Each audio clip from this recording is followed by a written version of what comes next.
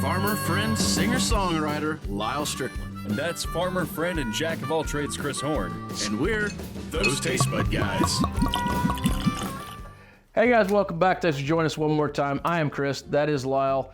Lyal Strickland. The Lyal Strickland. I'm the Chris Horn. Build me up. You're like a hype guy? I'm like a hype guy. No, Start. that's like 2 episodes in a row. I'm like, the Lyal Strickland. Can you believe I get to work with him once a 2, 3, 4, 5, 6 weeks, depending on how long we do this? Yeah. Yeah, we're those Tastebudguys. Thanks for joining us one more time. And, like, subscribe, all those things. I'm not going to beg you guys for it, but it does help us. If you enjoyed the episode, it just know it helps. That's. I'm just going help. Boy, you are hoping this is really good. Well, it's a neck pour, and I figure it probably needs to get out anyway. All right, I'm gonna go half a bubble. Check out our friends over here at Hochtown Distilling. If you like a good whiskey, if you like a really good vodka, these guys have got it. Would love to know what you think about them. Please comment down below and let us know that. We'd love to know what you think about this. We don't care what you think about us. Don't put that down there. Isn't going to matter. It's not going to affect us in one way, shape, or form. Anything about the episodes. If you don't like it, you have options. Mm-hmm. That's a very diplomatic way to put that. Yeah. You don't like it, you have options. Oh, I am a huge diplomatic. Remember one of our first mezcal episodes, and we were trying to pronounce this? Oaxaca. Oaxaca? Oaxaca. Okay, we're probably still butchering, but I think we spent a lot of time just trying to figure out what the hell mezcal was. It's Oaxaca. Mestizo? Is that what? Yeah. I think that's what I've landed on is Mestizo. Mestizo Mezcal Artisanal. Okay. With a Missouri accent, I feel like that is accurate. That's pretty damn close, sure. I want to throw this out there. I love their freaking labeling. Dude, did you see that? It looks like embossed leather. Yeah. It's not. It's just paper, but it's raised lettering. It's got a kind of a leather look to it. It looks freaking cool. The whole label's embossed. I like it. I like it a lot. It's a good looking label. Yeah, looks good on the shelf. So, nose, I gotta admit, it's been a while since I did a mezcal. The first blush on this really just hit me in the back of the head. Did you kind of get away from mezcals for a while? I've stayed away from mezcals for a while. I originally thought I liked them. I can tell you now, it's not my favorite thing. They're fun to drink every once in a while and have a sip of. They're not something that I can enjoy casually. I go back and forth. When I'm in the mood for something smoky and clean, I gravitate towards them. What I tend to find is when we're hanging out here and you randomly come back here and pour me one and hand it to me. It's nice. It's nice. It's fine. Yeah, it's but you're fine. Not gonna but I don't think, per se. with the exception of I like that Coyote, and I still am a fan of the, what's the Clooney one? Casamigos? Casamigos. I still like it. Bozel's a mezcal, isn't it? Bozel's mezcal. Okay. Bozel's really good. That's Bozel's one I will hands down go to. Drink those all night. Yeah, those are really delicious. This smells on the nose quite a bit stouter than that. It's pretty stout, and I've forgotten what that was like, and that first blush of that really made my eyes tear up and go, what the hell are we doing? Yeah. And now I remember, so let's get past that and move on to a real nose.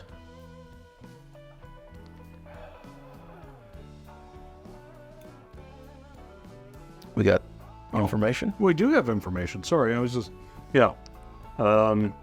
So, state, Oaxaca. Espadon.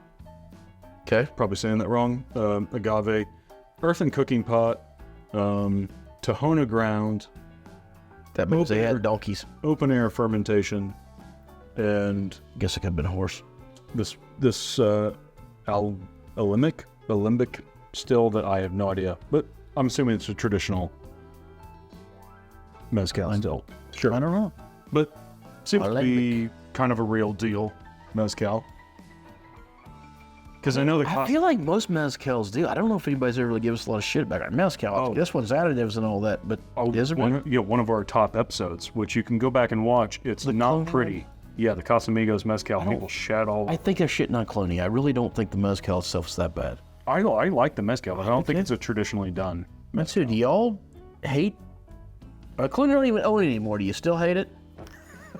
Just curious. I think Casamigos stuff is always like, I was like, you can find it everywhere. It's like an approximation. It's bad. It's doable. I'm not saying it's the greatest thing, but it's really drinkable, especially for someone that doesn't really love mezcals. That's, I think, where the Probably. kicker is.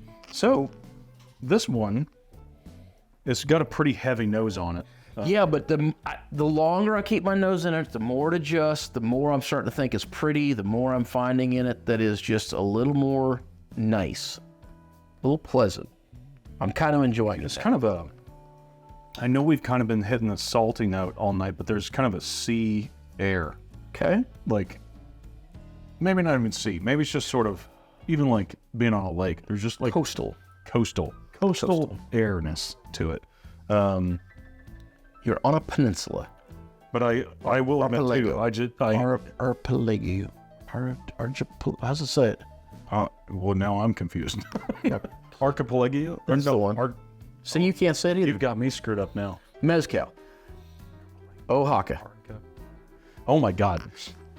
I think you said it right. Comments right now, they've just got to be rolling. Yeah, I know. But all you're going to do is spell it, And we're not pronounce it. We're not going to help which us at is all. already his problem. Archipelago. That's the word. Yes. Yeah. Thank you. Good God, man. Yeah.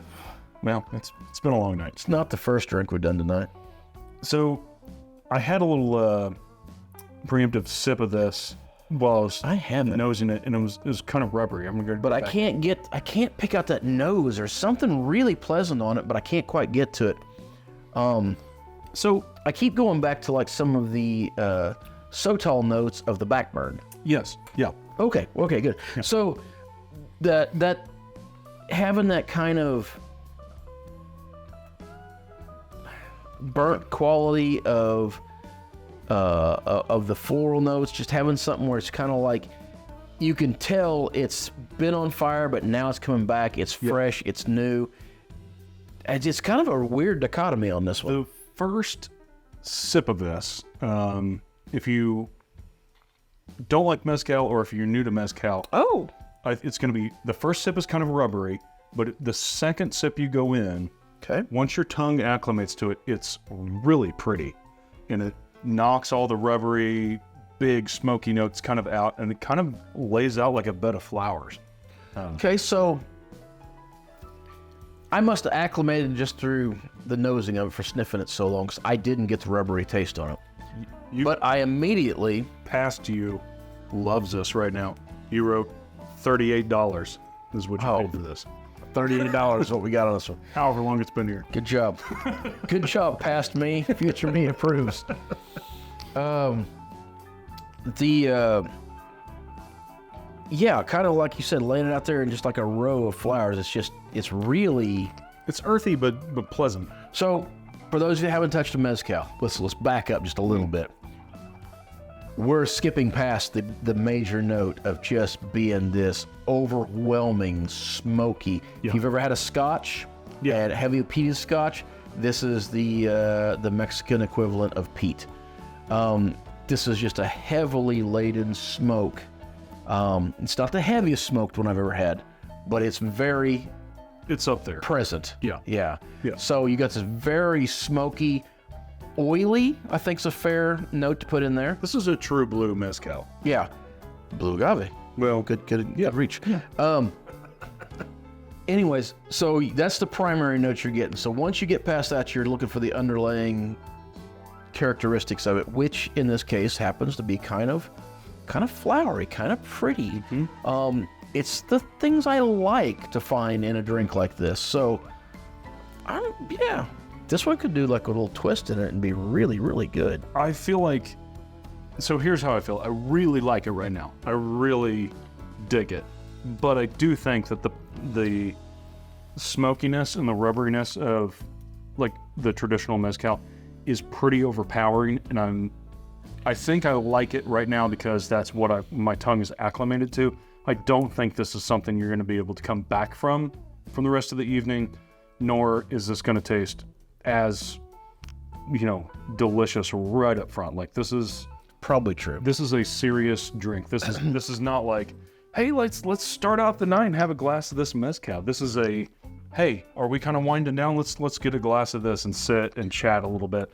It's a sipper. It's a contemplative drink. So Yes, to all of that. But I'm thinking like he's coming back to is you was right about that salty note.